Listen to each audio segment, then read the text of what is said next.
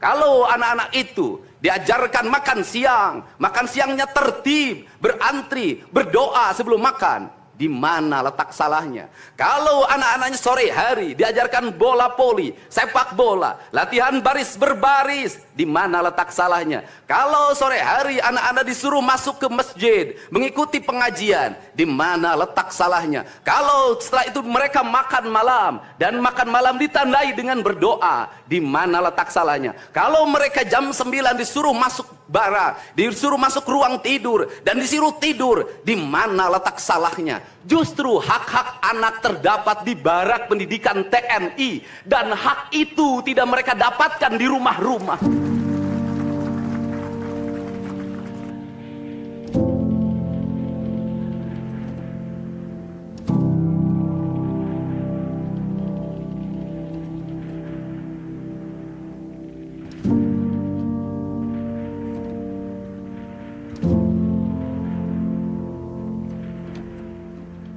Di rumah-rumah anak-anak tidak bisa tidur malam. Mereka rata-rata tidurnya jam 4, jam 1 malam, jam 2 malam. Di rumah mereka tidak mendapat makanan yang bergizi karena serba fast food. Di rumah mereka tidak mendapatkan kasih sayang. Di jalanan mereka balapan. Mereka tidak mendapatkan ruang hidup tanpa gadget dalam setiap hari. Saya katakan, justru lingkungan kita hari ini, rumah, halaman rumah, kadang sekolah, kadang jalanan, bukan lagi tempat yang ramah untuk anak-anak Indonesia.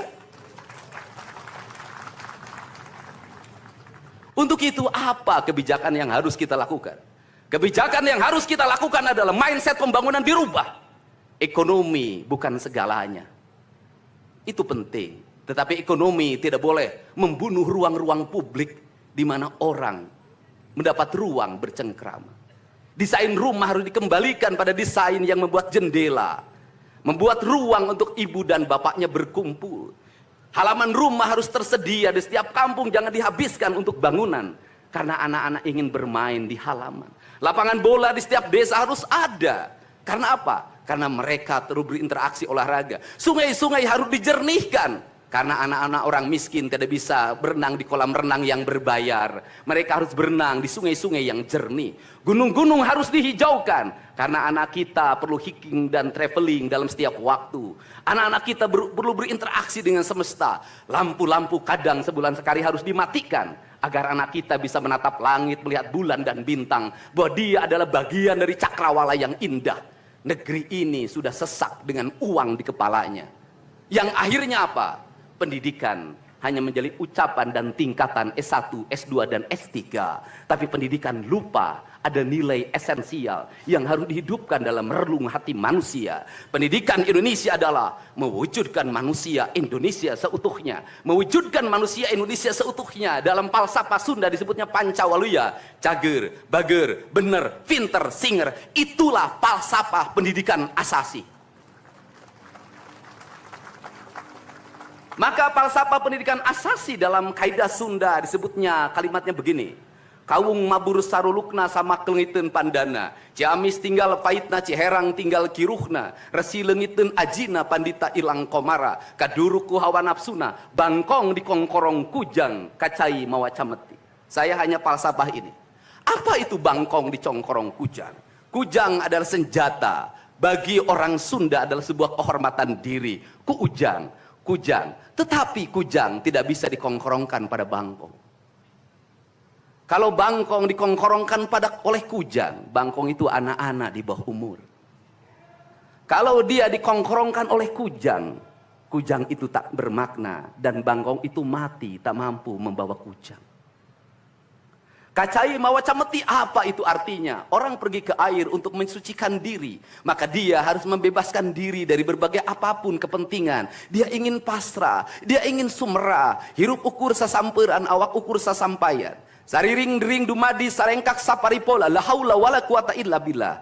Maka dia tidak boleh membawa hawa nafsu. Ketika kita ingin memasuki abad ritual dan spiritualitas, maka tidak boleh ada kebencian, tidak boleh membawa senjata apapun, tidak boleh, maka kita berserah.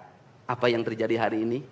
Orang-orang yang setiap hari bicara tentang kesucian, lidahnya menyakiti orang lain. menusuk orang lain, membawa api peperangan pada saat orang menuju kesucian. Bahkan bisa jadi menghinakan orang lain itu dianggap bagian dari kesucian.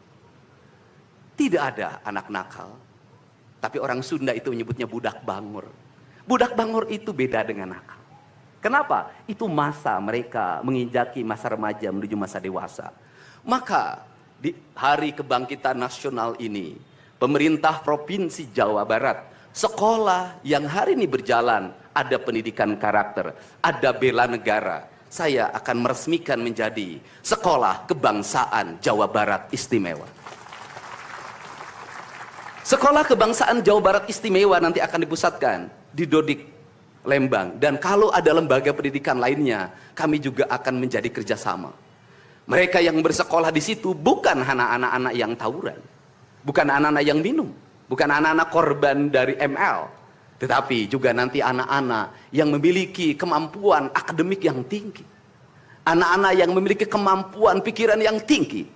Dan seizin pimpinan DPRD Provinsi Jawa Barat, tahun ini kami akan memberikan beasiswa pada mahasiswa-mahasiswa yang kuliah di jurusan engineering, tetapi mereka harus mengikuti sekolah kebangsaan selama 1 bulan. Agar uang yang diberikan oleh Provinsi Jawa Barat melahirkan nasionalisme-nasionalisme baru yang bisa membawa bangsa ini ke arah kemajuan.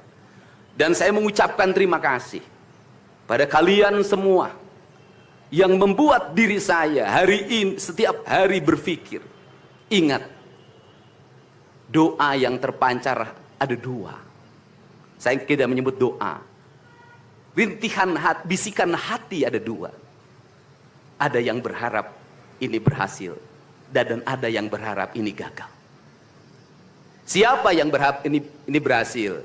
Mereka adalah kaum-kaum nasionalis yang mencintai bangsa ini. Siapa yang berharap ini gagal? Para nyinyir dan para pembenci yang menjadikan politik sebagai tujuan hidupnya, tanpa pernah bisa membedakan mana kepentingan politik dan mana kepentingan kebangsaan. Walaupun kebijakannya baik karena beda dengan politiknya, dia mengatakan buruk. Dan walaupun kebijakannya buruk karena sama dengan politiknya, dia katakan baik. Ini orang yang tidak punya spirit nasionalisme. Dia hidup mempertuhan politik dalam setiap waktu. Saya katakan, dia hidup mempertuhan politik dalam setiap waktu. Meskipun lidahnya berkata bertuhan pada Allah, tetapi hatinya dalam setiap hari hasud dan menjadikan politik sebagai tujuan hidup. Dan barangkali bisa dilihat dari seluruh rakyat Jawa Barat, karena ini tertransformasi lewat media televisi dan media digital. Yang menjadi petugas upacara hari ini bukan pasukan paskibraka yang biasa kita pakai, tapi mereka adalah peserta didik sekolah kebangsaan Dodik, Lembang, Rindam 3, Siliwangi.